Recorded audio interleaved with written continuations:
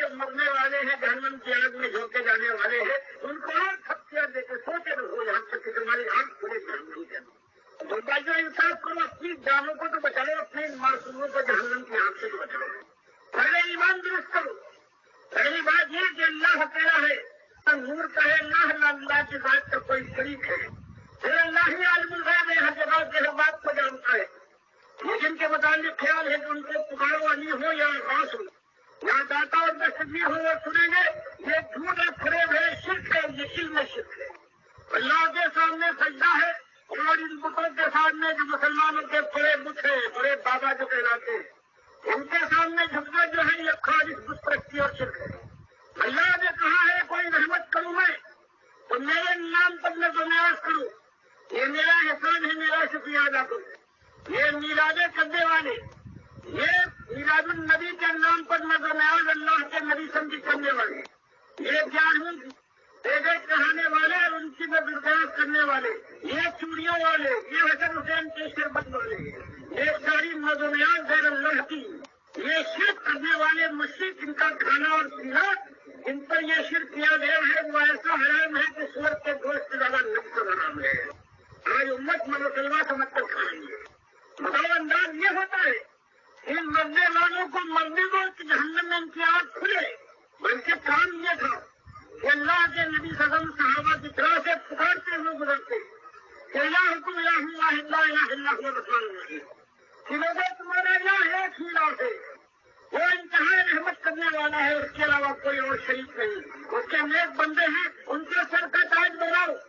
وہ ایماندار تکنے والے تھے، اللہ کے سامنے جھکے رہتے تھے، اللہ کے دین کے لیے انہوں نے اپنے سر کی بازی کھیلی ہے، ان کو سر کا تاج بناؤ، ان کے راستے پر چلو، لیکن وہ مشکل کشا اور دستگیر اور داتا نہیں ہے،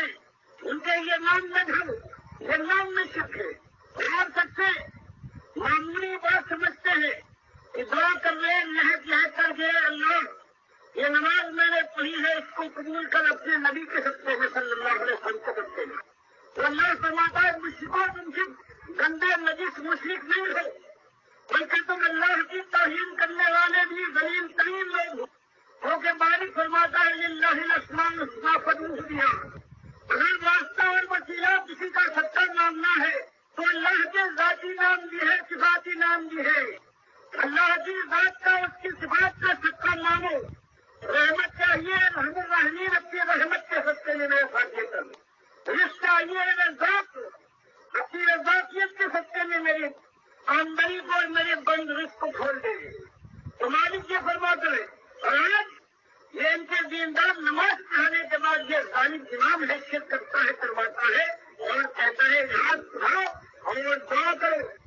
جو ہم نے نماز پڑھی ہے یہ پنجتن پاک کے سبتے میں، یہ علی رضی اللہ تعالیٰ عنہ کے سبتے میں، یہ محمد رسن کے سبتے میں، یہ سکھایا جا رہا ہے، اس کو سمجھتے ہیں بڑے محبت اور بڑی لجاجت سے یہ بات کہی ہے، اور یہ اتنا شدید شرک اور الحاد ہے کہ اللہ تعالیٰ کا غضب کرنا ہوتا ہے۔ تو ایک طریقہ تو یہ تھا کہ آپ کے سامنے فضائل بیان کیے جاتے، کہا جاتا ہوا بڑی مصیبت برداشت کی ہے،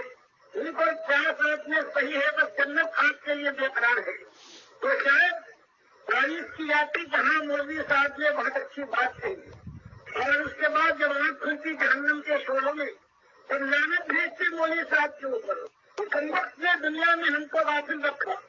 اور آج جو سامنے صحیح بات لا رہا ہے، پھر صحیح کی بات، اپنی جانوں کو بچاؤ، اپنی اولادوں کو بچاؤ، اپنے پیاروں کو محفوظ کر لو، وہ آگ ہے کہ مالک فرماتا ہے تو انفسکم یا اہلیکم نارا،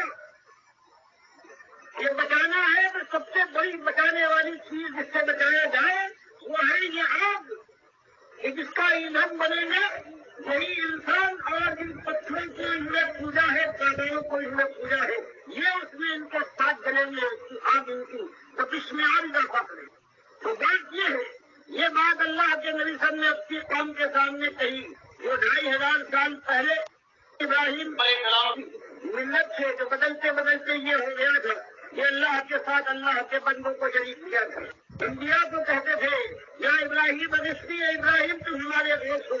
مدد کو جیسے کسی کو آج ہوش بنایا جا رہا ہے، کسی کو مشکل بنا، اور اللہ کے نبی صاحب نے فرمایا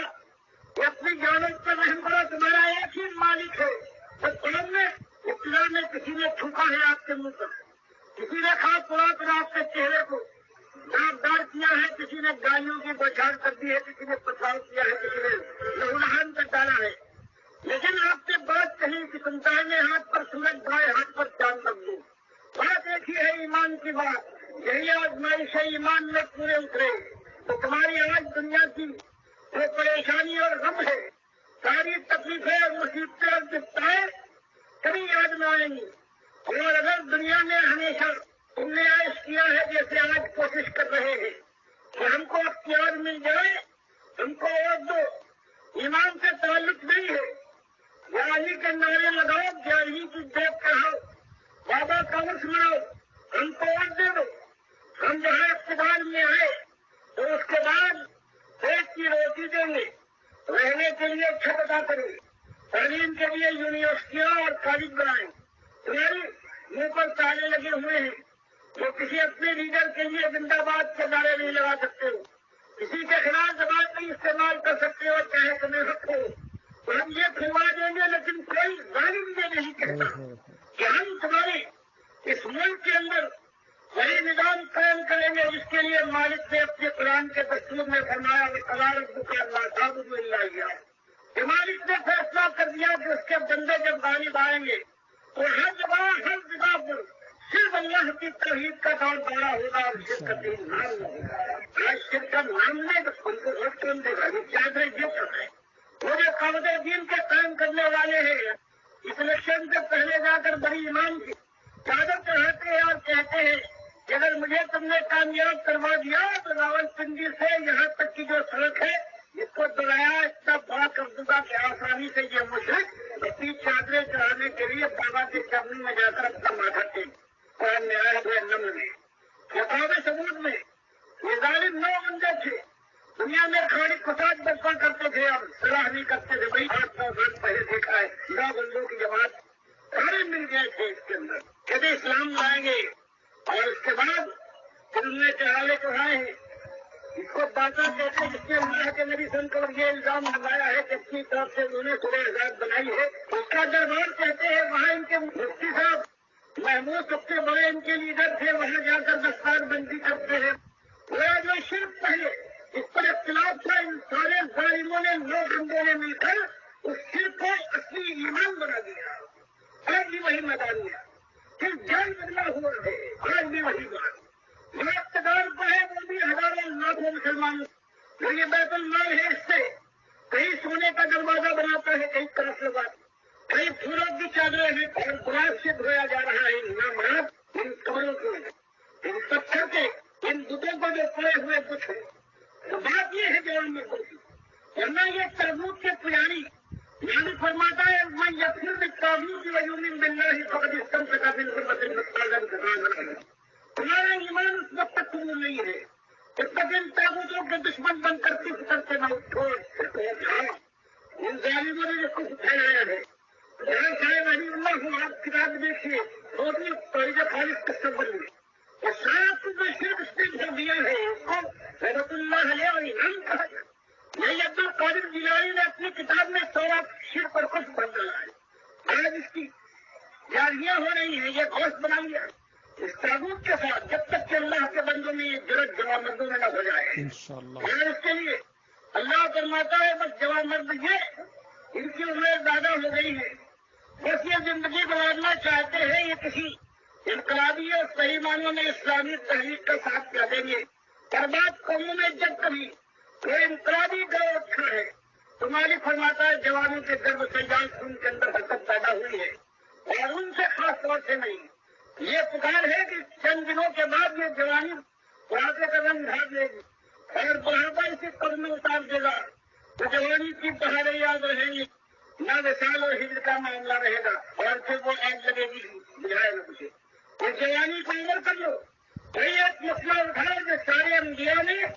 اللہ کے آخری رسول صلی اللہ علیہ وسلم نے آپ کے صحابہ نے اٹھایا کہ الہ تم اللہ واحد لا الہ الا هو الرحمن الرحیم، کہ الہ تمہارا ایک ہے، مالک تمہارا ایک، بندے تم کسی بندے سے کسی اور کے بندے نہیں ہو۔ جو اس کی بندگی کرنے والے تھے ان کو اپنی سر کا تاج بناؤ، ان کے طریقے پر چلو، لیکن وہ مشکل کشائی اور دستگیری اور دادائی کی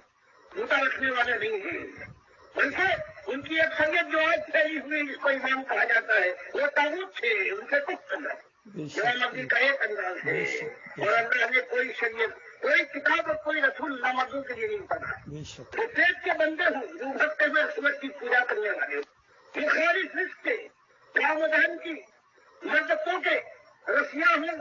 بس کوئی چیز لذت آمیز کی طرف ٹھوکر کے ذریعے سے پھینک دی جائے وہ اسے چوم کر اپنے سینے سے لگا کر پیٹ سے اتار لے. اللہ نے کوئی دین نہیں اتارا ہے، اور دین اسلام جو ایک ہی دین ہے اللہ کے یہاں. مالک فرماتا ہے ان کے یہ سب ان کے لیے ہم نے ان کے لیے ان کو اتارا ہے کہ جن کے ایمان کا عالم یہ ہے انما المؤمنون والذین آمنوا باللہ ورسولہ ثم لم يرتابوا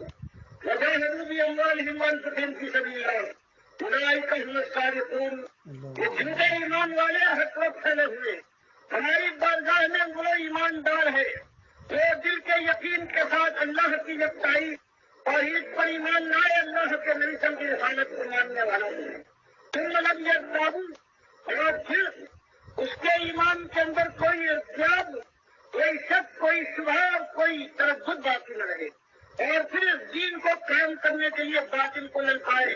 وجاہدوا باموالہم وانفسہم فی سبیل اللہ، اپنی جان اور مال کو اس راستے میں لا کر بھیج چلا گئے، باطل کو للکائے، طاغوت کی نشاندہی کرے. قرآن و حدیث کی بات لائے کہ اللہ کے بندوں پتھر کو پوچھتے ہو، درختوں کے پجاریوں کرسیوں تک کو پوچھتے ہو. ولی اللہ کے بندے تم اللہ کے بندے کیسے ہو سکتے ہو؟ ولی اللہ کے بندے تھے. اللہ فرماتا ہے الا ان اولیاء اللہ لا خوف علیہم ولا هم يحزنون الذین آمنوا وكانوا يتقون. تم نے اولیاء کو کہا ہے یہ مشکل کشا بات ہے. چلے وہ اولیاء کیا وہ اللہ کے دشمن طاغوت تھے. تمہارا نظریہ یہ ہے. اللہ فرماتا ہے ہمارے اولیاء وہ ہیں جو ایمان لائے اور ہمارے دوست کے ساتھ زندگی گزار جائے ایک پرم سنت کے مطابق جو گزارے یہ اولیاء اللہ ہے. آج ان کے اولیاء اس امت کے وہ ہیں وہ 12 سال کی ڈوبی ہوئی کشتی کو نکال دے اور عرب کی ساری تاریخیں بتائیں کہ 561 میں یہ مرے ہیں بغداد والے، 593 میں عبید اللہ ابن یونس جو صحیح مومن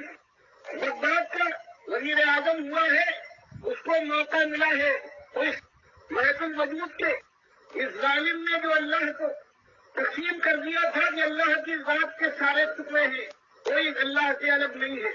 اس کو موقع ملا ہے. یہ مر چکے تھے لیکن اس کے گھر کو برباد کیا ہے، بال بچوں کو برباد کر ڈالا.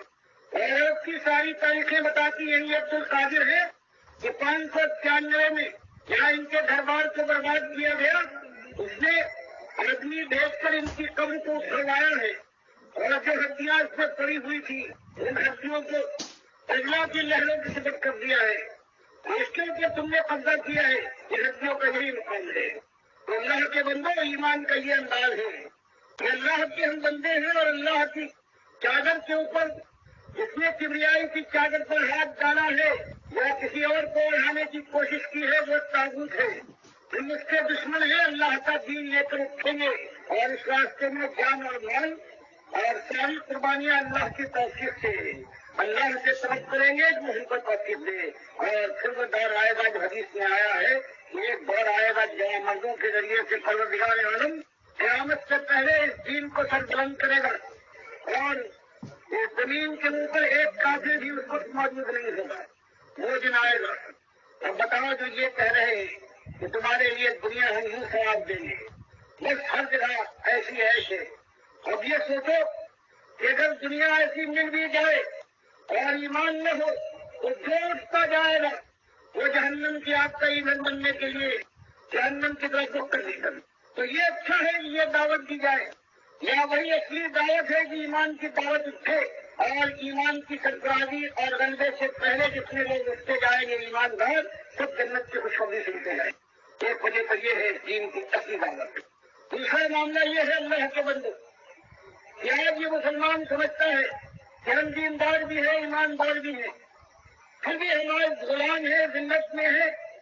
اس کے معنی یہ ہے اللہ نے جو وعدہ کیا تھا کہ اگر تم ایماندار ہو تو ہمیشہ دنیا میں بھی غالب رہو گے تو اللہ کا وعدہ یہ سچا نہیں تھا. تو ایمان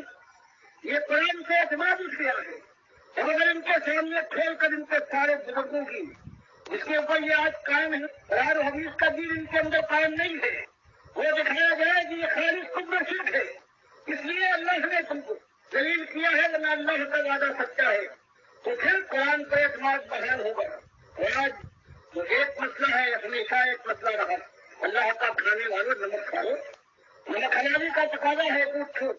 سب سے پہلے ایمان لاؤ، ایمان کو صاف کرو، اور ایمان کا ثبوت و بندگی کر کے پھر دعوت دو، تمہارا ایک مالک ہے، نمک کھاؤ، نمک حرامی سے باز آ جاؤ گے، پھر سب سے بڑی نمک حرامی ہے، پھر ٹھوکریں پڑیں گی، پھر پکڑا ہوگا،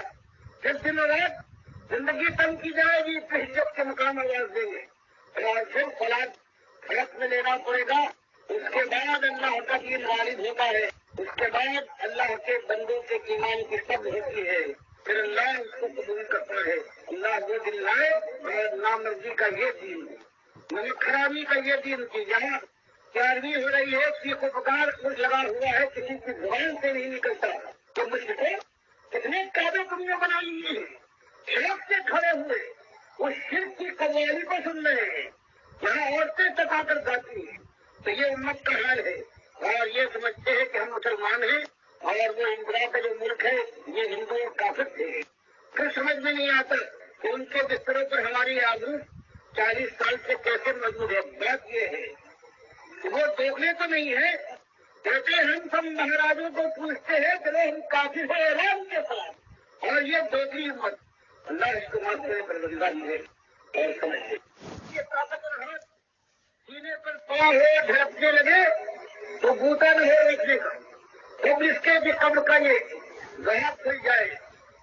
اور پھر یہ لاشا اس میں اتار دیا جائے تو لوگ بن کر کے چلے آئے، کوئی خیریت کو بھی نہ پہنچے، پھر سناٹے راج کرے کلو میں کوئی گزرش ہو، پھر چند دنوں میں یہ رات باقی نہ رہے اور یہ حرام اور جاہلی کا نعرہ لگانے والا منہ جس کر جائے، یہ پیٹ بھی جب جاہلی کھانے والا ہے اس کی آنکھیں پھٹ کر باہر نکل، اس دن کا خیال کیجیے، اور پھر اللہ کی بارگاہ میں پہنچنے کے بعد جب مالک کے یہاں یہی سوال ہوگا تمہیں کس کو رب مانا تھا، کس کو تم نے اپنا الہ مانا تھا، اس وقت کا جواب سوچ لیجیے ایک ہی مسئلہ ہے، اللہ سوچنے اور سمجھنے کا سے پہلے موقع دے کہ سوچنے اور سمجھنے اور پھر تلاشی کا موقع ختم ہو جائے۔ اللہ مجھے بھی توفیق دے اور سارے سننے والوں کو ایمان ان کے مالک کا ملنا ہے، ان کے رسول صلی اللہ علیہ وسلم کی پکار ہے، ان کے صحابہ کا یہ انداز تھا، اس کو آج بدل ڈالا گیا ہے، تو ہم یہاں پہنچے ہیں اور اس کے بعد ہمیشہ جہنم میں جانے کا خطرہ ہے۔ اللہ سب کو بتائے۔ آمین یا رب العالمین۔ میرے پیارے بھائیوں، جہاں جہاں تک یہ آواز پہنچے، دیکھیے کس خلوص کے ساتھ یہ دعوت اٹھی تھی۔ یہ آواز ہے ڈاکٹر مسعود الدین عثمانی رحمۃ اللہ علیہ کی۔ ہر جگہ دورے کرتے تھے، ہر جگہ انہوں نے یہ پیغام پہنچایا، لوگوں کو اللہ کی طرف بلایا، توحید کی دعوت دی، شرک کا رد کیا، اور شرک پھیلانے والے طواغیت کا پردہ چاک کیا، اور نام لے کے ان کی کتابوں کے حوالے دے دے کے کہ یہ ہیں آج امت مسلمہ کے اندر گمراہی پھیلانے والے اصل مجرم۔